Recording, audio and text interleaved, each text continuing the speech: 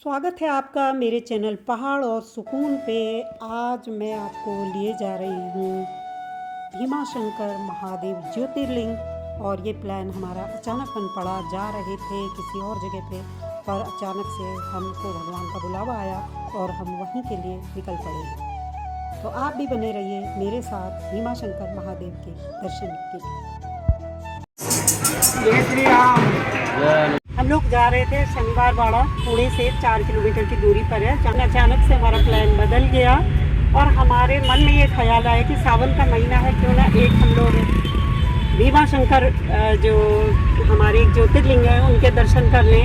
तो फटाफट से लौट के होटल में आए हैं, सारा सामान रखा है, कैब बुक करी और फटाफट चल दी है भीमा। ये जो वीडियो जहाँ पे मैं खड़ी हूँ ये है शनिवार वाड़ा के ठीक सामने। और यहाँ पे पहुँच के अचानक से हमारा प्लान बदला और हम फिर से यहाँ से निकल पड़े और हमने शनिवार वाड़ा की ओर प्रस्थान नहीं किया। हमारे दर्शन हो जाए अच्छे से तो होता वही है जो ऊपर वाले का लिखा होता है। तो इसी तरह से हमें भी ज्योतिर्लिंग भगवान भीमाशंकर जी का बुलावा आया और हम वहीं को जा रहे हैं।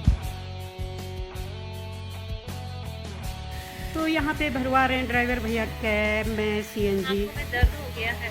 अब गुड़िया ने लगा लिया चश्मा, क्योंकि वो अपना वैसा चश्मा तो भूला ही है।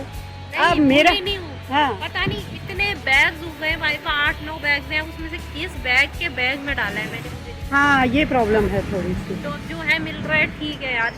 तो हो गई है फिर सीएनजी बढ़ते हैं। नासिक वाला रास्ता भी मुझे याद आया भैया, ये रास्ता क्योंकि हम पहले गए हैं ना इधर से। ये तो हाँ वही शनि राइट हमारा तो शिरडी जा सकते हैं। अच्छा हाँ वही है ना, मेरे को कुछ याद आया था इसलिए मैंने। ऊपर वाले ने काफ़ी कुदरती सौंदर्य महाराष्ट्र में बिखेरा है और इतनी हरियाली इस समय यहाँ पे बनी हुई है कि मुझे अपनी आँखों पे यकीन नहीं हो रहा है कि कितना खूबसूरत है हमारा भारत। तो वहीं से गुजर रहे हैं और कुछ सीन कैप्चर करने की मैं कोशिश कर रही हूँ। और देख रहे हैं आप हरियाली ही हरियाली है, रास्ता बहुत अच्छा है। और बस ये है कि जल्दी से जा कर के दर्शन हो जाए, क्योंकि टाइम भी बहुत ज़्यादा हमारे पास नहीं है। सावन का महीना है तो पता नहीं कितनी लंबी लाइन में लगना होगा। हमें कुछ भी भीमाशंकर ज्योतिर्लिंग महादेव के बारे में कुछ भी नहीं पता है। बस किसी तरह आगे बढ़ रहे हैं, बढ़ते ही जा रहे हैं। और साथ में ये भैया हैं तो यही गाइड कर रहे हैं हमें।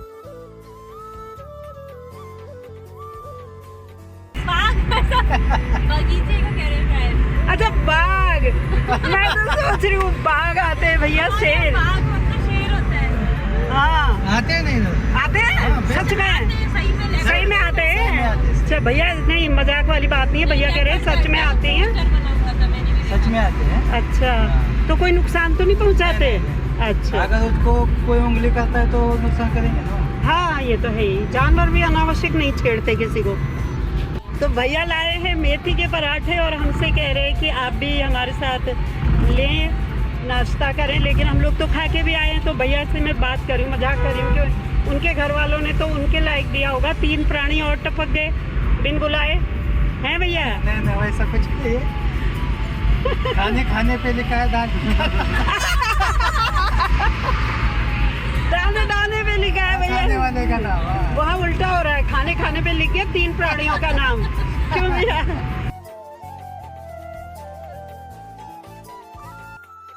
महाराष्ट्र में अगर आप आ रहे हैं तो आप 3 ज्योतिर्लिंगों के दर्शन कर सकते हैं। हम एक साथ त्र्यंबकेश्वर, भीमाशंकर और घृष्णेश्वर ज्योतिर्लिंग की यात्रा कर सकते हैं। तो अगर कभी आप लोग महाराष्ट्र आएँ तो आपके 3 ज्योतिर्लिंग के दर्शन एक साथ ही हो जाएंगे। तो यहाँ पे ड्राइवर भैया ने करना था लंच और हमने सोचा हम भी यहाँ पे कुछ रिफ्रेशमेंट कर लेते हैं, तो यहीं पे रुके हैं। यहाँ पे वड़ा पाव ही मिल रहा है, बाकी तो कुछ मिल नहीं रहा है। मसाले वाली स्पेशल चाय के लिए बोला है तो वो कह रही है हम बना देंगे, बट वड़ा पाव के अलावा और कुछ नहीं। चलो वड़ा पाव ही खाएंगे। आप तो खा लेंगे, बोल दिया मैंने, ऑर्डर दिया है, वड़ा पाव ही खाएंगे। हमारे मतलब मैं सोची थी पकौड़ियाँ या भजिया ही भी कुछ मिल जाता, लेकिन ऐसा कुछ भी नहीं है, बस वड़ा पाव खाने का। तो ड्राइवर भैया ने निकाल लिए हैं अपनी मिसेज के हाथ के बनाए मेथी के पराठे। थोड़ी सी दूर पे चाय पीने के से पहले जब तक चाय बनती है, और मुझे यहाँ पे इतना अच्छा लग रहा है। ये है ना, अपने कल्चर इन लोगों ने नहीं छोड़ा है। ये देखिए गन्ने को काट के हरा चारा के रूप में यूज कर रहे हैं। और ये है देखिए खेत, वाह कितना सुंदर, अमेजिंग महाराष्ट्र। देखिए ये घर हैं इनके, और मुझे इनकी बिल्कुल भी भाषा समझ में नहीं आ रही है, ना ही ये हिंदी समझ रहे हैं। तो मैंने सोचा जब तक चाय बनती है मैं आप लोगों को एक नज़र इसकी भी दिखा दूँ, एक सीन में आपको इसका भी दिखा दूँ, क्योंकि मुझे बहुत अच्छा लग रहा है, तो आपको भी ऑब्वियसली अच्छा लगेगा। ये देखिए यहाँ पे ग्रामीण परिवेश है अंदर को रोड से। मुझे तो भाई हमारे यहाँ सूखी मिर्च भूनते हैं ना, लेकिन मैं घर में ये मैं भी इनको तल देती हूँ तो अच्छी लगती हैं, तो ये मुझे टेस्टी लग रहे हैं। बड़ा पाव टेस्ट करके बताओ। टेस्ट करके अभी बताऊंगी, अभी मुझे इसको कैसे खाऊं, मुझे चाय से ही खाने को मन कर रहा है। चाय पीने के बाद वहाँ पे बैठे दो सज्जन से मैं बात कर रही हूँ, और मैं उनसे उनके कल्चर के बारे में जानना चाह रही हूँ, जो कि उन्होंने मुझे काफ़ी हद तक बताया और मुझे काफ़ी अच्छा भी लगा, और बेहद सुलझे हुए और बहुत सीधे साधे लोग यहाँ पे हैं। भीमाशंकर ज्योतिर्लिंग पुणे से लगभग 110 किलोमीटर दूर है। यह मंदिर सह्याद्री पर्वत पर स्थित है। यहाँ पे 4:30 बजे से पूजा अर्चना का सिलसिला शुरू हो जाता है। रात के 9 बजे मंदिर के कपाट बंद कर दिए जाते हैं। कहता है कि रावण का भाई कुंभकर्ण और उसकी पत्नी करकटी का एक पुत्र था भीमा, जो कुंभकर्ण की मृत्यु के तुरंत बाद ही पैदा हुआ था। भीमा को जब पता चला कि भगवान राम ने उसके पिता का वध किया था, तो अपने पिता की मृत्यु का बदला लेने के लिए भीमा ने कठोर तपस्या शुरू की, और वरदान स्वरूप से भगवान ब्रह्मा से अपार शक्तियाँ प्राप्त हुई। ब्रह्मा के वरदान से वह अजेय हो गया और देवताओं को कष्ट देने लगा। भीमा ने अपनी शक्ति के अहंकार में आकर पृथ्वी पर अत्याचार करना शुरू किया। उसने कई ऋषियों और साधु संतों को परेशान किया। उसके भय से देवता भगवान शिव की शरण में गए और उनसे प्रार्थना की कि वे इस संकट को समाप्त करें। भीमाशंकर महादेव ज्योतिर्लिंग के दर्शन करने के लिए आपको रास्ते में खूबसूरत दृश्य देखने को मिलेंगे, और बहुत ही सुंदर मनोरम दृश्यों के बीच से रोड जाती है, और बहुत ही आकर्षक और मनोरम दिखने वाले ये रास्ते हैं। काफ़ी बारिश यहाँ पे हुई है, सावन का महीना है, लेकिन उसके बावजूद भी मौसम यहाँ पे बहुत ही सुहावना है। यहाँ पे ठंड कभी भी नहीं लगती, और हम पहुँचने वाले हैं भीमाशंकर महादेव मंदिर के पास।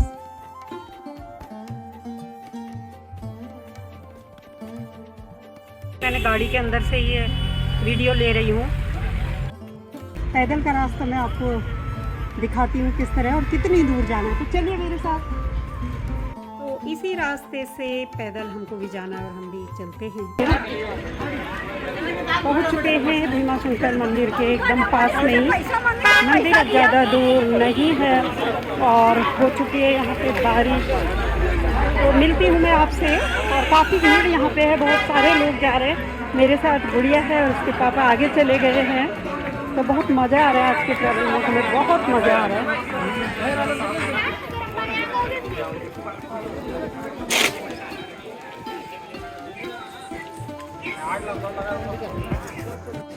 यहाँ पे आए हैं महादेव को चढ़ाने के लिए। कुछ पूजा अर्चना सामग्री हम लोगों ने ले ली है, तो ये सारी इन्होंने एक डलिया बना के तैयार रखी है। शिव जी को चढ़ाने के सारे आइटम इसमें हैं, और ये धतूरे से लेकर के, भांग से लेकर के, नारियल से लेकर के हर चीज़ भैया ने यहाँ पे बना के तैयार रखा है, तो हमने भी ये खरीद लिया है। पैदल रास्ता ज़्यादा नहीं है, बहुत ज़्यादा डिस्टेंस कवर नहीं करनी पड़ती है। पौराणिक कथाओं के अनुसार यहाँ भगवान शिव और राक्षस भीमा के बीच युद्ध हुआ था, जिसके बाद भगवान शिव ज्योतिर्लिंग के रूप में यहाँ स्थापित हुए। पास में ही भीमा नदी प्रवाहित होती है, और भीमा राक्षस का अंत हुआ। दर्शन के लिए बहुत ज़्यादा लंबी लाइनें लगी हुई हैं, 2-3, तो हम भी उसी लाइन में चले गए हैं। किसी भी धार्मिक स्थल में जाएंगे, इस तरह के बाबा जी के दर्शन होने स्वाभाविक ही हैं, जो कि चमत्कार से कम नहीं है।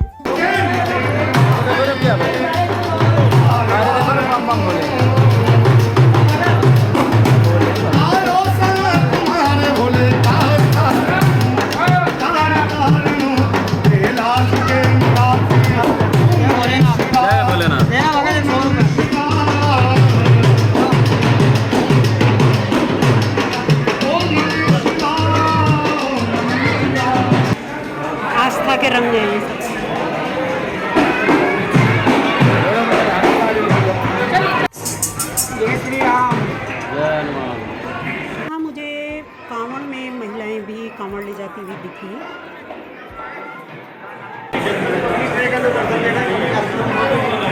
आज पता नहीं कब दर्शन होंगे भगवान जी के।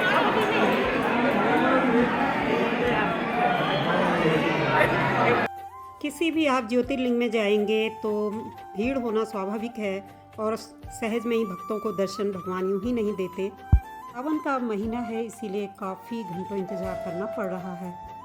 काफ़ी घंटों के इंतज़ार के बाद अब हमको मिल गया है भगवान भीमाशंकर ज्योतिर्लिंग प्रवेश द्वार और अब लगने लगा है कि हमारे दर्शन बहुत अच्छे से हो जाएंगे। तो ये है श्री भीमाशंकर ज्योतिर्लिंग प्रवेश द्वार। अब यहाँ से मेन मंदिर ज़्यादा दूरी पे नहीं है। भीड़ ज़्यादा होने के कारण काफ़ी समय यहाँ पे से भी लग जा रहा है। ऐसा माना जाता है कि प्राचीन मंदिर स्वयंभू लिंग या स्वयं प्रकट हुए लिंग के चारों ओर बनाया गया था, इसीलिए इस मंदिर का महत्व अत्यधिक है। मंदिर के गर्भगृह में लिंग बिल्कुल फर्श के मध्य में है। मंदिर के खंभों और चौखटों पर दिव्य और मानव प्राणियों की विस्तृत नक्काशी है। यहाँ अन्य पौराणिक दृश्य भी दर्शाए गए हैं। मंदिर के भीतर भगवान शनिश्चर को समर्पित एक मंदिर भी है। जैसा कि शिव मंदिरों में प्रथा है, मंदिर द्वार पर भगवान शिव की सवारी नंदी की एक मूर्ति पाई जाती है। यह मंदिर नागर शैली में बनाया गया है और देखने में पिरामिड के आकार का काफी खूबसूरत मंदिर दूर से दिखाई देता है। कहा जाता है कि भीमाशंकर ज्योतिर्लिंग का अर्थ है प्रकाश का लिंग। ऐसा माना जाता है कि भगवान शिव यहाँ ज्योतिर्लिंग के रूप में विराजमान है। सूर्योदय के बाद जो भी सच्चे मन से भगवान शिव की पूजा अर्चना करता है उसे उसके सभी पापों से मुक्ति मिलती है।